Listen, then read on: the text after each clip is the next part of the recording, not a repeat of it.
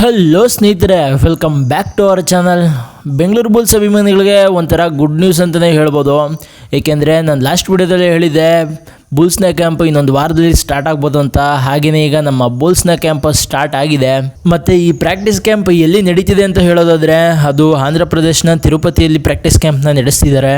ಈ ಒಂದು ಪ್ರಾಕ್ಟೀಸ್ ಕ್ಯಾಂಪ್ನ ಪೂಜೆ ಮಾಡೋದ್ರ ಮೂಲಕ ನಮ್ಮ ಅಸಿಸ್ಟೆಂಟ್ ಕೋಚ್ ಆದ ಜೀವಾ ಕುಮಾರ್ ಅವರು ಶುಭಾರಂಭವನ್ನು ಮಾಡಿದ್ದಾರೆ. ನಮ್ಮ ಹೆಡ್ ಕೋಚ್ ಆದಂಥ BC ರಮೇಶ್ ಅವರು ಕೂಡ ಇನ್ನೂ ಕ್ಯಾಂಪ್ ಸೇರಿಲ್ಲ. ಅವರು ಕೂಡ ಇನ್ನೊಂದು 2-3 ದಿನದಲ್ಲಿ ಸೇರ್ತಾರೆ ಅಂತ ಅಂದ್ಕೊಂಡಿದ್ದೀನಿ. ಮತ್ತು ನಮ್ಮ ಟೀಮ್ನ ಆಟಗಾರರಾದಂಥ ಅಂಕುಶ್, ಯೋಗೇಶ್ ದಿಯ್ಯ, ಆಕಾಶ್ ಶಿಂಡೆ, ಸಂಜಯ್ ಇವರೆಲ್ಲ ದೀಪಾಚರ ಮೂಲಕ ಪೂಜೆಯನ್ನು ಮಾಡಿ ಶುಭಾರಂಭನ ಮಾಡ್ತಾರೆ ಪ್ರಾಕ್ಟೀಸ್ ಕ್ಯಾಂಪ್ಗೆ. ಈ ಒಂದು ಪೂಜೆನ ಏನಕ್ಕೆ ಮಾಡ್ತಾರೆ ಅಂದರೆ ಕ್ಯಾಂಪ್ ಶುರುವಾದಕ್ಕಿಂತ ಮುಂಚೆ ಆ ಒಂದು ಪಾಸಿಟಿವ್ ಎನರ್ಜಿ ತುಂಬಲಿ ಅಂತ ಆಟಗಾರರಲ್ಲಿ.